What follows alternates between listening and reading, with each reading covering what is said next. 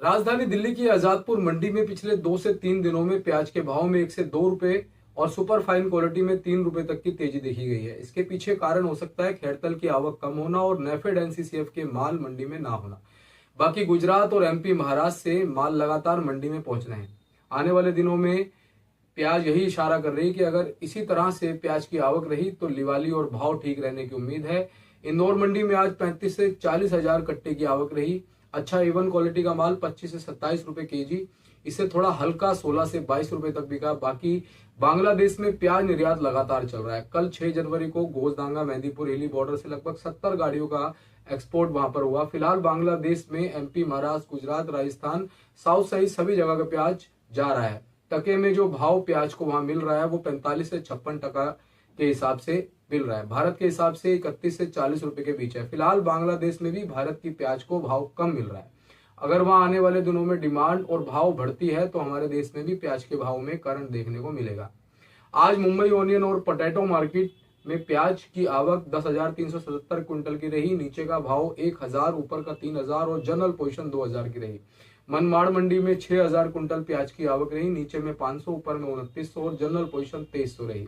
People गांव साई खेड़ा मंडी में 3580 quintal प्याज की आवक रही। 700 नीचे, 2400 ऊपर और जनरल पोजीशन 2200 रुपए रही। सांगली मंडी में 5048 क्विंटल प्याज की आवक रही। 800 नीचे, 3200 ऊपर और जनरल पोजीशन 2000 की रही। पुणे मंडी में 13,545 क्विंटल प्याज की आवक रही। 1500 नीचे, 3200 ऊपर, 2350 जनरल पोजीशन रही। लेकिन प्याज के भाव के साथ साथ देश के मौसम का क्या अपडेट है इसकी जानकारी रखना भी महत्वपूर्ण है, क्योंकि मौसम की वजह से ही भाव में उतार चढ़ाव आते हैं। लेकिन सबसे पहले बात कर लेते हैं आज देश में आए भूकंप की। आज सुबह दिल्ली एनसीआर में भूकंप के तेज झटके महसूस किए गए। मंगलवार सुबह करीब 6:35 पर यह झटके महसूस किए गए। भूकंप का केंद्र नेपाल में बताया जा रहा है। हालांकि रिएक्टर स्केल पर भूकंप की तीव्रता 7.1 होने की वजह से यूपी, बिहार से दिल्ली एनसीआर तक इसने सबको हिला दिया। लोग डरकर घर से बाहर निकल आए। यूनाइटेड स्टेट्स जियोलॉजिकल सर्वे के अनुसार भूकंप सुबह 6:35 पर नेपाल तिब्बत सीमा के पास लोबेचू से 93 किलोमीटर उत्तर पूर्व आया था। इसका असर दिल्ली एनसीआर में भी महसूस किया गया। हालांकि तब तक सुबह हो चुकी थी, लोग जाग चुके थे। जो जाग गए थे वो उसके झटकों को महसूस कर पाए। दिल्ली एनसीआर में बड़ी बड़ी इमारतों में इन झटकों को महसूस किया गया। चलिए अब बात कर लेते हैं आज से अगले 2 दिन तक आ रही देश के मौसम के अपडेट के बारे में। दिल्ली एनसीआर समेत उत्तर भारत के कई राज्य इस समय कड़ाके की ठंड की चपेट में हैं। सुबह से शाम तक शीतलहर और कोहरे के असर ने लोगों को कपकपा दिया है। घर में मोटी रजाई और बाहर अलाव कुछ राहत दे रहे हैं। आने वाले 1 से 2 दिन में दिल्ली में नए साल की पहली तेज बारिश का भी अनुमान लगाया जा रहा है। वहीं यूपी, एमपी, राजस्थान और बिहार में ठंड अपनी चरम सीमा पर है। तो दिल्ली में आज अधिकतर जगहों पर मध्यम कोहरा छाया रहेगा। कुछ जगहों पर घना कोहरा भी छा सकता है। आसमान साफ रहेगा। दिल्ली में अधिकतम तापमान 19 डिग्री सेल्सियस और न्यूनतम तापमान 8 डिग्री सेल्सियस रहने की संभावना बनी हुई है। 8 और 9 जनवरी को अधिकतम तापमान 20 डिग्री सेल्सियस और न्यूनतम तापमान 6 से 7 डिग्री सेल्सियस के बीच रह सकता है। कुछ जगहों पर मध्यम कोहरा छाया रह सकता है। 10 जनवरी को न्यूनतम तापमान और गिरकर 5 डिग्री सेल्सियस तक पहुंच सकता है, जबकि अधिकतम तापमान 20 डिग्री सेल्सियस के आसपास रहेगा। 11 और 12 जनवरी को हल्की बूंदाबांदी की संभावना भी बनी हुई है। अधिकतम तापमान 16 से 17 डिग्री सेल्सियस और न्यूनतम तापमान 8 से 10 डिग्री सेल्सियस के बीच यहाँ पर रह सकता है। अगर पंजाब की बात करें तो आज यहाँ कई इलाकों में घने से बहुत घना कोहरा छाया रहेगा। साथ ही शीतलहर भी परेशान कर सकती है। 8 और 9 जनवरी को भी यही स्थिति यहाँ बनी रहेगी। हरियाणा की बात करें तो आज यहाँ भी लोगों की सुबह शुरुआत घने कोहरे के साथ रही।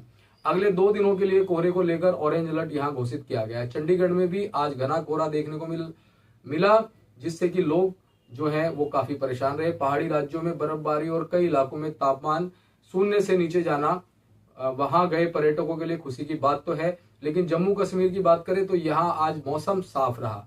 कोहरा और शीतलहर की संभावना यहाँ नहीं रही। उत्तराखंड की बात करें तो यहाँ आज मौसम साफ रहेगा। कोहरा, शीतलहर, यहाँ बारिश की संभावना नहीं है। हिमाचल प्रदेश की बात करें तो यहाँ आज और कल कई इलाकों में घना कोहरा परेशानी खड़ी कर सकता है। मौसम विभाग ने 2 दिन के लिए यहाँ येलो अलर्ट जारी किया है। अगले 4 दिन तक लखनऊ समेत उत्तर प्रदेश के कई जिलों में घना कोहरा छाए रहने की संभावना है। मौसम विभाग के अनुसार 10 जनवरी तक शहर में सुबह के समय घना कोहरा छाया रहेगा। इस दौरान रात के तापमान में 1 से 2 डिग्री सेल्सियस की गिरावट भी दर्ज की जा सकती है। राजस्थान की बात करें तो यहाँ भी ठंड लोगों को परेशान कर रही है। आज पूर्वी और पश्चिमी इलाकों में शीतलहर का येलो अलर्ट घोषित किया गया है।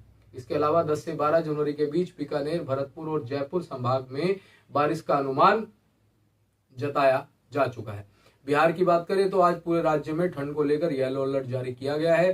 7 और 8 जनवरी को बिहार के अधिकांश हिस्सों में तेज पछुआ हवाएं चलने की संभावना है। इन हवाओं के कारण ठंड और बढ़ सकती है। अगले 48 घंटों के दौरान पटना, नालंदा, शेखपुरा, गया, लखीसराय, खगड़िया, बेगूसराय, मुंगेर और भागलपुर जैसे जिलों पे घना कोहरा छाया रह सकता है। मध्य प्रदेश में एक बार फिर ठंड बढ़ने वाली है। मौसम विभाग के मुताबिक आज यानी 7 जनवरी से राज्य में ठंड का दूसरा दौर शुरू हो सकता है। राज्य का उत्तर पश्चिमी हिस्सा रविवार से एक मौसमी सिस्टम के प्रभाव में आ गया है। इस सिस्टम का असर अब पूरे राज्य में दिखेगा और ज्यादा अपडेट्स के लिए आप DMD टीवी के साथ जुड़े रहिएगा। धन्यवाद।